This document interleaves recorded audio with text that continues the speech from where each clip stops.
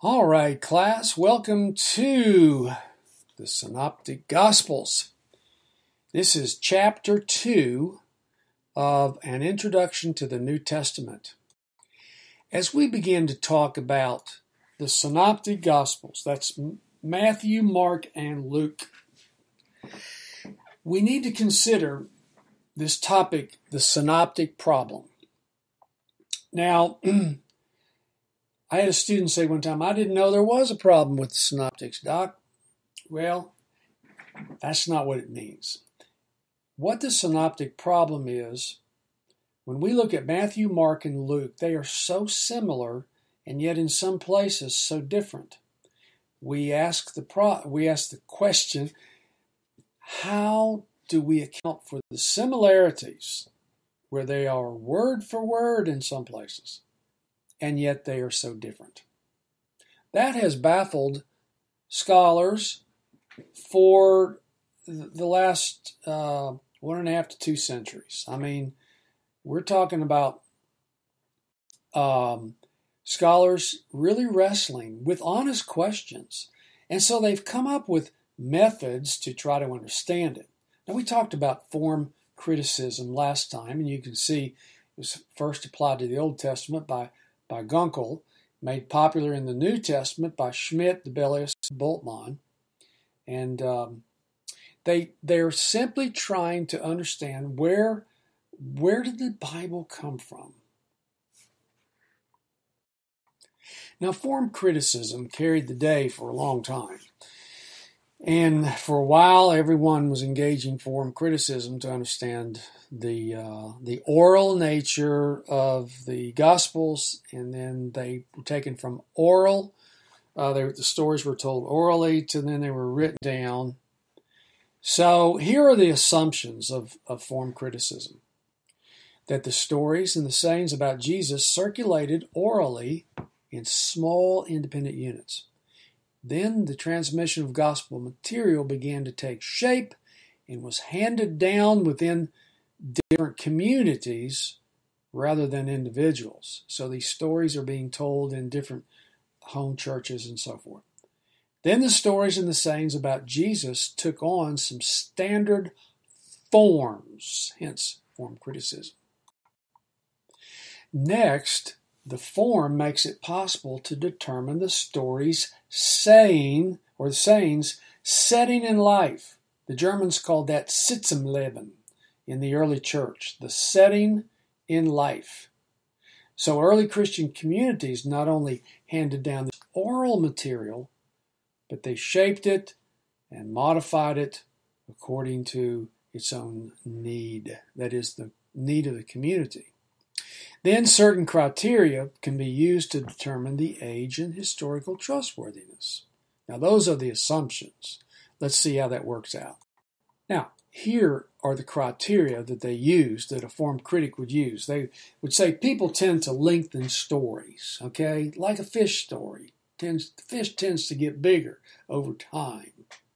That people tend to add details. That they tend to conform them to their own language in the way of telling the story. And they tend to preserve and create only what fits their own needs or beliefs, called a criterion of dissimilarity. Okay? Now those are some of their criteria that they're using. All right?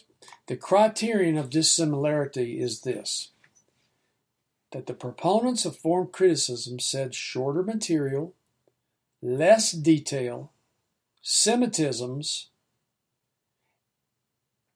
and what does not fit the interest of the early church is most likely to be historical.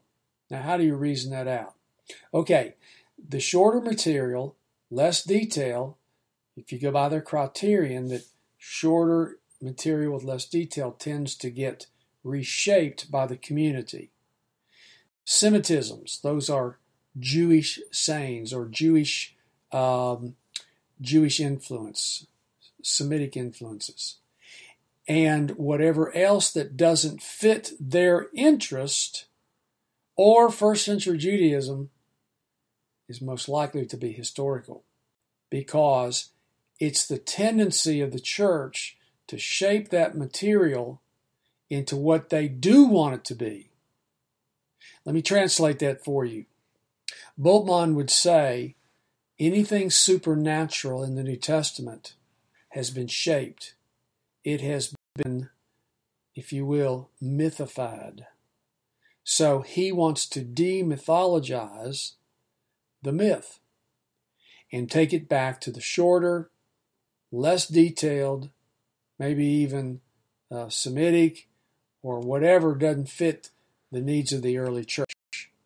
Now that's totally goes against how we believe Scripture should be interpreted.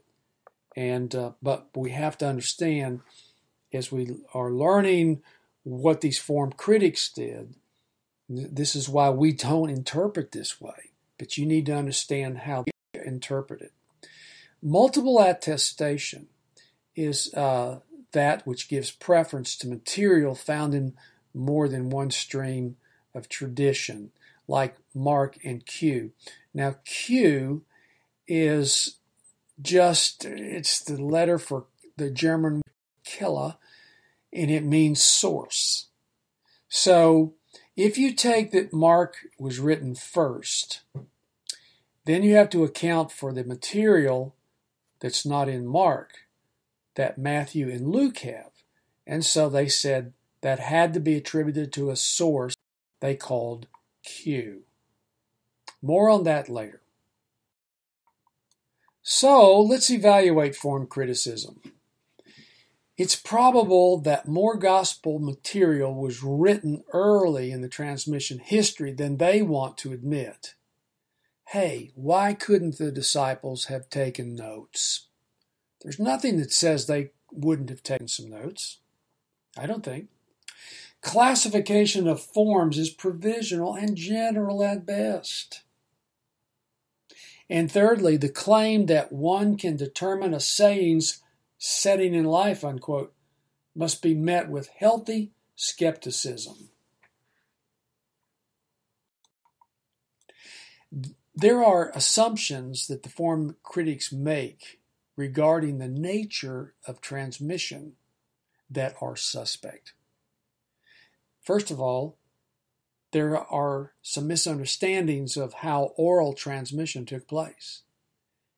And secondly, and I think far more devastating to their theory, is that far too little attention is paid by the form critics to eyewitnesses and to other individuals in the transmission process. When Luke said he talked to eyewitnesses, read it there, Luke 1, verses 1 through 4. That's powerful. He got his stories from people who were there. The stories weren't enlarged and fabricated and growing bigger and so forth, like Bultmann would say. Luke talked to these people. Now, radical form criticism claims that the early church did not distinguish between the earthly Jesus and the risen Lord. Well, that thought has little foundation.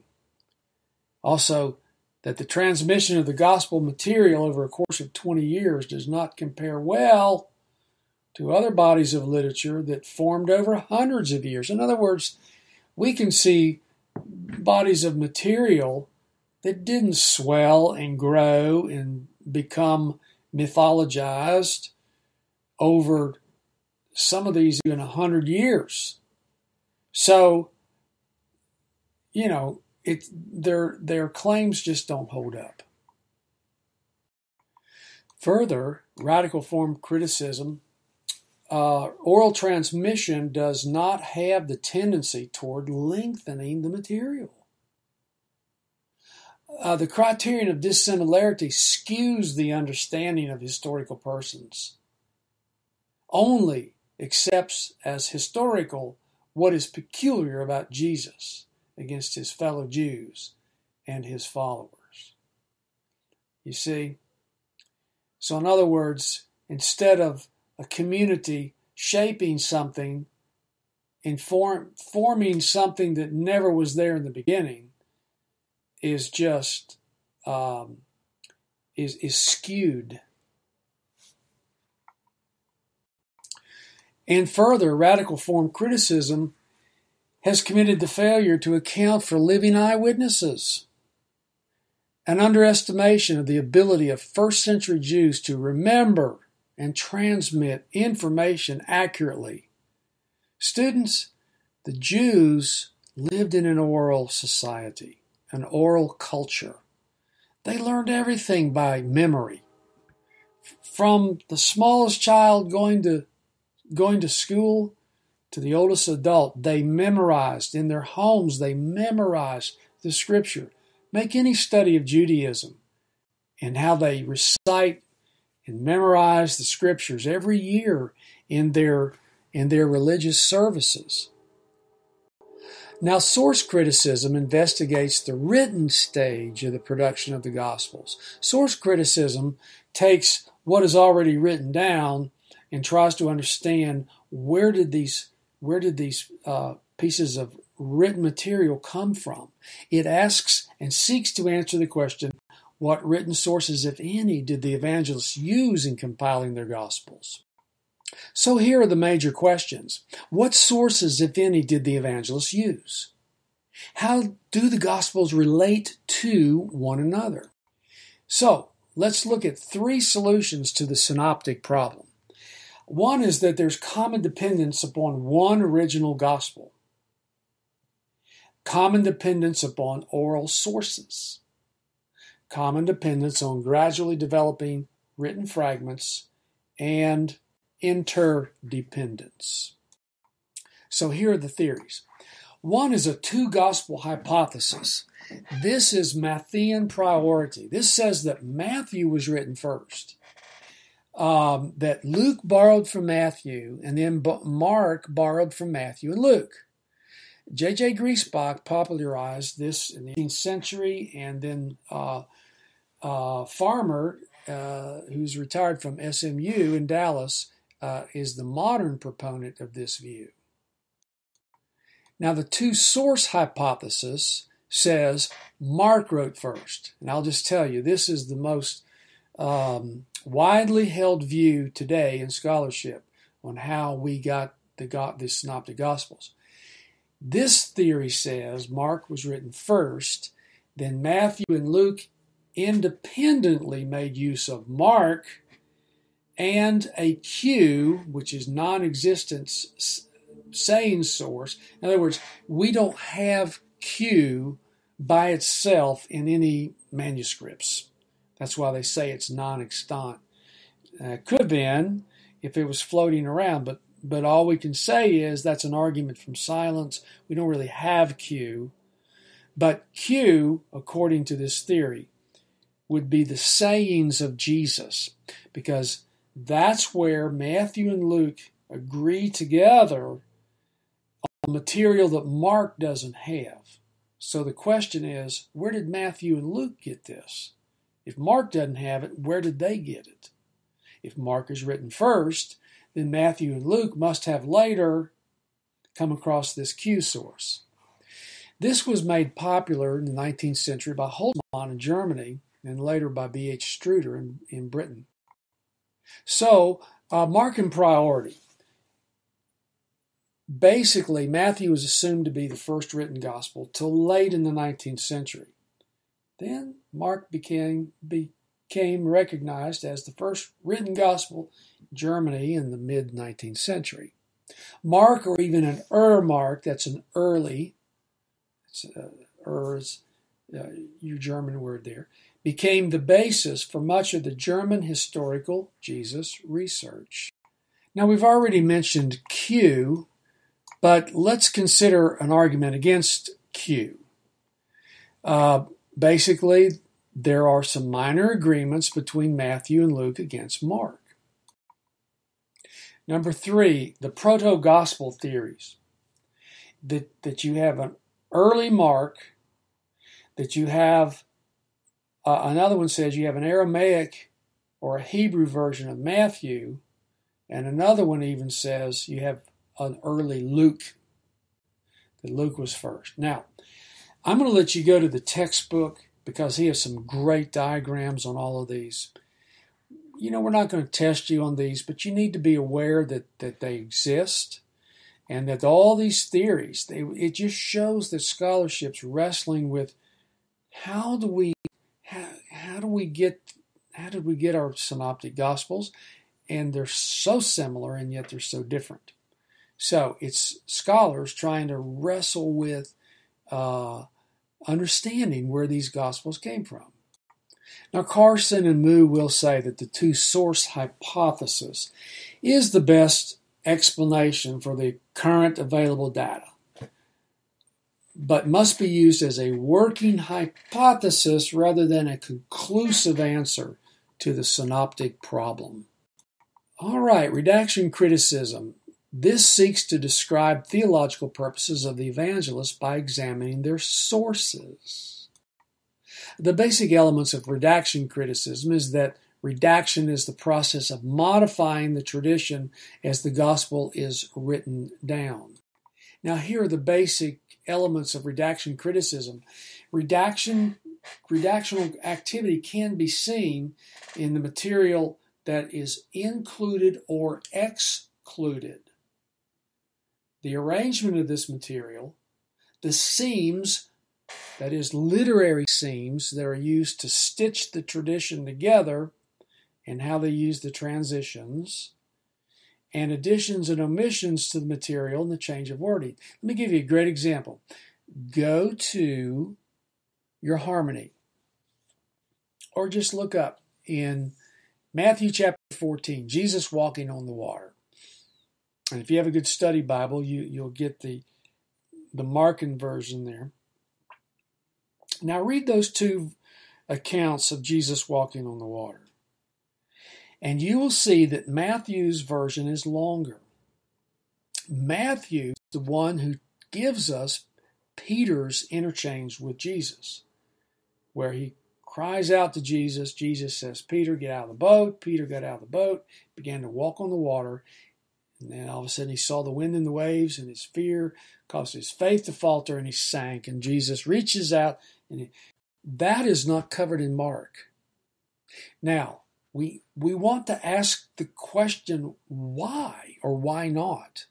Well, okay, if we take that from Papias, Irenaeus and down to Papias, that we have Mark's gospel because Peter gave Mark the information, then why did Mark not include it? Okay, you could propose differences. All right, maybe Peter didn't want Mark to put that down, so he didn't tell him the story about his own lack of faith. Well, I don't know about that, but I guess that's one possible option. It could be that telling that part of the story did not fit Mark's theological purpose for writing it down. But yet Matthew, he knew Mark's version, if Mark wrote first, and then he includes the Petrine conversation in his gospel. Either way, you have to ask the question, why is it in one and not the other? And so hence the synoptic, and hence the study that redaction critics bring when they look at these types of settings in the scripture. Now, redaction criticism looks for patterns in these kinds of changes. And where patterns emerge, they try to pinpoint a theological concern of the author. On the basis of the theological picture, one can then establish the setting for the original gospel. All right, so we see some of the redaction critics across time. Vereda, the Messianic secret, that is, he wanted to know, why did Jesus say, don't tell anybody, when he revealed his Messianic truth to them. Borncom was a redaction critic who worked on Matthew, Konzelman worked on Luke, and Markson worked on Mark. Now, let's critique redaction criticism. It really depends on our ability to discern between tradition and redaction. Critics too often assume that all the changes that the evangelist made were theologically motivated, and that the equation of redactional emphases is equal to the evangelist's theology. Further, the identification of the setting of a gospel being based upon the author's theology is tenuous.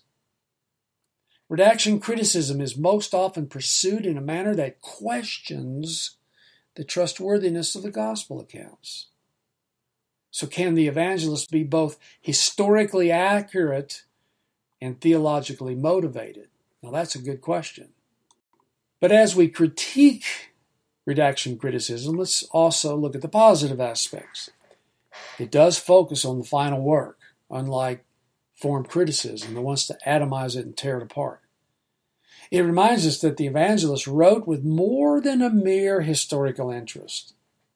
It increases our appreciation of the multiplicity of the Gospels. So, as we think about the genre of gospel, it was very popular literature, according to Schmidt, that there's the mirror of Christian preaching, or the kerygma. Dodd is the one who came up with this. He recognized in the Gospels that every time preaching happens, kerygma is one of the Greek words for proclamation of the good news, that every time the kerygma happens, we see this. Jesus came, he lived a good life, he showed us how to live, he was crucified, he died on the cross, he was buried, and he's going to come again, therefore believe. Now that kerygma is the gospel, Dodd said. And you know, as well as I do, that if we hear a sermon on Sunday morning and those elements are not in there, people say, well, the gospel was not preached today. Isn't that interesting? The kerygma is in all of Christian preaching. The Greco-Roman bios, that the bios from the Greco-Roman world is very similar. Burridge noticed that it was very similar, our Gospels, similar to the Greco-Roman bios, but the Gospels share commonality with contemporaneous literature, but they're also uniquely genuine. There's something very unique about our Gospels. That they're like the Greco-Roman bias, but there's that part to them. There's no other literature like our Gospels. So, some criticisms of literary criticism, that it was a reaction against historical analysis and history itself. Loosing the text from the author often entails no sense of a correct meaning of the text, and often attempts to anachronistically shove the Gospels into modern categories. In other words, it's anachronistic. An anachronism is like a movie with Roman soldiers, but one of them leaves his wristwatch on, right? So that's what this one is saying, that some of these modern categories are reading back into the Gospels. Further, certain approaches, like structuralism, are of limited value to the interpretation of the Gospels. I would echo that. Class, there was a whole a series of quests for the historical Jesus, and it began with posthumous publication of Samuel Ramirez's book called Fragments. He strongly contested the gospel accounts. So early questers, they were rationalists. They sought for reasonable explanation for these miraculous events in the Gospels. This is often called the first quest for the historical Jesus. So the first quest, D.F. Strauss published this account of Jesus that was radically skeptical of the gospel accounts. There were 3 works that called into question this supposedly objective German reconstruction of the historical Jesus, and it was Albert Schweitzer, The Quest for the Historical Jesus, and that ended the first quest. The new quest for the historical Jesus began after World War I, when the critical lives, quote-unquote, of Jesus waned considerably, Kazemon, a student of Bultmann, reopened the quest for critical reconstruction of Jesus in 1953. So the new quest was marked by a dearth of what was considered reliable historical information about Jesus. They're saying there wasn't much of it. So most of the current representatives of the new quest are found in what's called the Jesus Seminar that began in 1985. It's hosted at the Society of Biblical Literature every year, and it's anything but the Jesus Seminar. It's more like the Not Jesus Seminar. This is where Dominic Crossan is a big member of this, and he doesn't even believe in the resurrection of Jesus. So that's the new quest. But finally, a breath of evangelical fresh air in the third quest was distinguished by a serious attempt to place Jesus within first century Judaism. Generally, this is very positive about the reliability of the biblical Gospels, and one of the proponents of this third quest would be N.T. Wright. And so N.T. Wright and Dominic Crossan have clashed sabers, academic sabers, for decades now, and we even had them hosted in one of our Greer herds, the very first Greer herd on our campus, and it was absolutely enlightening, and you began to really see the brilliance of N.T. Wright at that account. All right, well, that wraps up our Synoptic Gospels chapter. Let's move on to the Bible. Chapter 3 of Matthew is up next.